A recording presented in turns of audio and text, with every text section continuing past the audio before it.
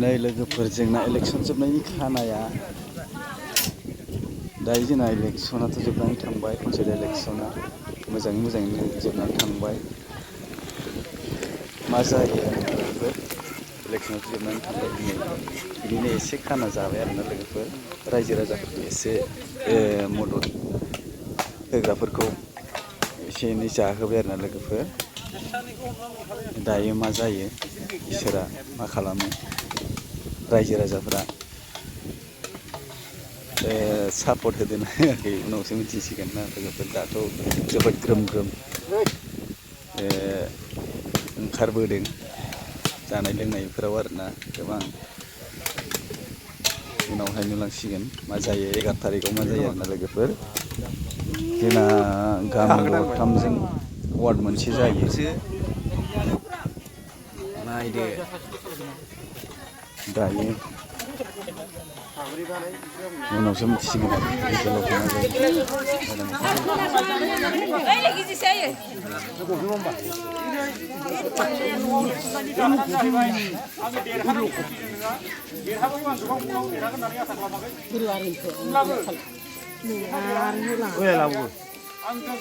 गोबां मानसियानो सहाय खालामबाय दिनै सानसे खस्थ' खालामबाय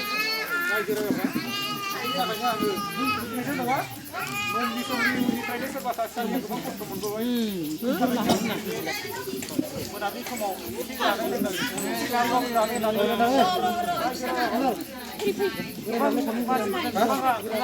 जाबाय सावरायजाबाय बेनि थाखाय आं गासै रायजो राजा निमाहा बिग्रोबाय जेन गोसोआव दुखु आघात मोननानै रावबो थाया आंबो सोरखौबा गाज्रि बुंफ्लांबाय जानो हागौ रायफ्लांबाय जानो हागौ बिनि थाखाय आं खर' हमबाय बेयावनो निमाहा बिग्रोबाय आं आसा खालामदोंमोन रायजो जों गामिनिफ्रायबो गासैबो गोबां भट लुबैदोंमोन गामियावनो लाखिनो होननानै सिगांबो बुंदोंमोन आसा खालामदों देरहागोनब्लाबो आं बारा गोबां आसा खालामाखै मोनसे मोननै बा मोनथाम भटआव देरहानायनि आसा खालामदों खिन्थु बेसेबां सैथो बेसेबां मिसा बुंजोबथारनो हाया जों कल्पना खालामदों दाथ' दाखौनो खालामनाय नायनायाव बेबायदि मोनदों बिदिनो रिजाल्टआवसो मिथिसिगोन नङा होमबा बेनिखायनोथ' आं रायजो राजानिसिम निमाहा बिग्रोबाय दुखु दाहा खस्थ' खामानि दामानि मावनानै जोंखौ गोबां सहाय होनायनि थाखाय आं रायजो राजानिसिम खर' गंग्लायै निमाहा बिबाय आरो आंखौ सहाय होनायनि थाखाय रोजा रोजा साबायखर बावहरबाय बेखिनियावनो गोबां बाथ्रा बुंनो गोनां गैया फंनैसोबाबो बुंजोबबाय बेनिखायनो जानाय लोंनाय समाव एसेबां मिथिं दावथिं बायदि नङा आं बेखिनिखौनो बुंनानै आंनि सुंद' बिबुंथिखौ फोजोबथ'बाय रायजो राजानिफ्रायबो आं फंनैसो बिबुंथि खामानि एसे दोनलै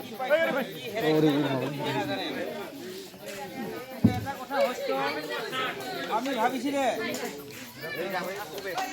যিবিলাক মানুহে দিনে ৰাতিয়ে কষ্ট কৰি ঘৰত কাম কৰিলে ঘূৰি ঘূৰি আজি আমি কি পাইছোঁ আমি জিকাটো জিকিম বুলি আশা কৰিছোঁ কিন্তু খুব কম ভোট হৈ গ'ল আমি যিমান মানুহৰ পৰা আশা পাইছিলোঁ বা যিমান মানুহে আমাক সহায় কৰিম কৈছিলে এইবিলাক চব মিছাকৈ কৰে আৰু এটা কথাটো হয়তো মই একেবাৰে দুখ পাইছে কদমতলা ৰাইজক মই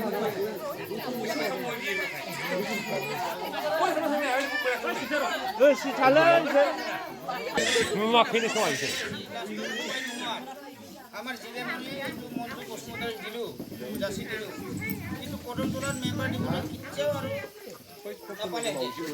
মই নহ'লেহেঁতেন ইয়াত মেম্বাৰ চলিব নোৱাৰে তথাপিতো কিন্তু কদমতলা গাঁৱৰ পৰা বহুত সহায় পাম বুলি ভাবিছোঁ কিন্তু কদমতলা গাঁৱৰ পৰা কি পাইছোঁ এতিয়া কদমতলা গাঁৱৰ পৰা আমি সমান পাইছোঁ আৰু ভৱিষ্যতত আমি কেনেকৈ আৰু কদমতলা গাঁৱৰ মেম্বাৰ দিম কদমতলা মানুহবিলাক আজি এনেকুৱা মানুহ অন্তত ভাল থাক বেয়া থাক